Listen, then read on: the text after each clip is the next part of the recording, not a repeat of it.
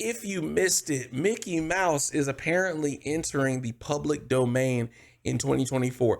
This is the original Mickey Mouse, I believe.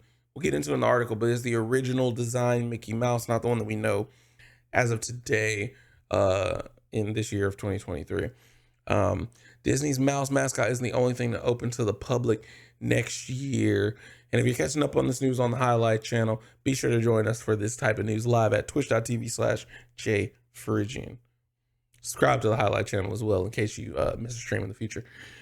Every year, a new crop of copyrighted work and intellectual property becomes public domain, freeing up to be used by anyone.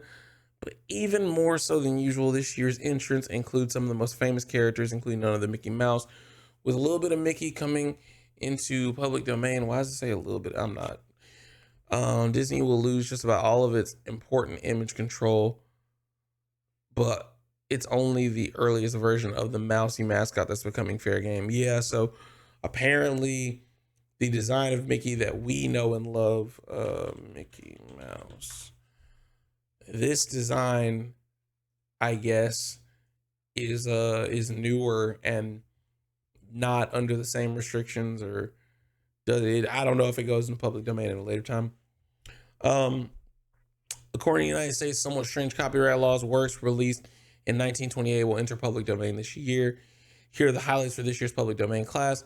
Disney's mascots coming to public domain with the 76th anniversary of Steamboat Willie, which I think, was Mickey and Minnie's first appearances. After decades of copyright extending legislation for which Disney itself has lobbied, mind you, copyright laws have been followed by Disney giving money to politicians, I'm pretty sure. The copyright on the earliest appearance of Mickey Mouse is ready to expire 2024, meaning that anyone can use that specific Mickey in their creative work.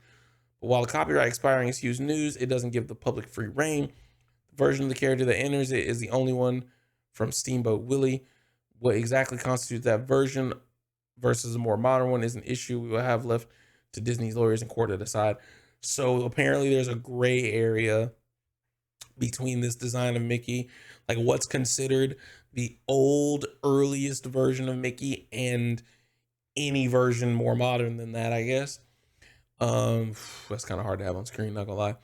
Tigger, while Winnie the Pooh entered public domain a couple years ago, that's why we got Winnie the Pooh Blood and Honey, I think, where him and Piglet, it's a horror movie and they're eating people.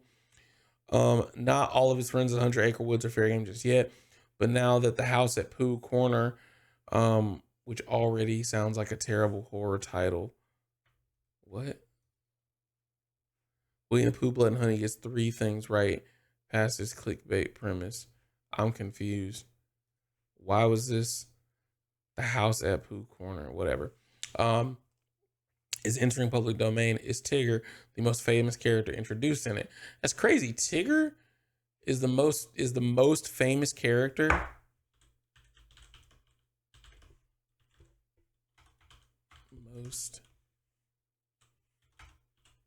I mean, I didn't know that Tigger was considered the most I'm sorry, does Tigger have ADHD? It's hilarious. I didn't realize he was the most famous out of all of them. Amongst the notably but less famous works to enter public domain in the United States include some movies and books: The Passage of Joan of Arc, Dark Princess, Lady Chatterley Love, and Orlando biography. Okay. Well, there you have it. Not only is Mickey enter public domain, but also just Tigger. So expect the Blood and Honey sequel where Tigger pops up and, I don't know, eats Pooh and Piglet.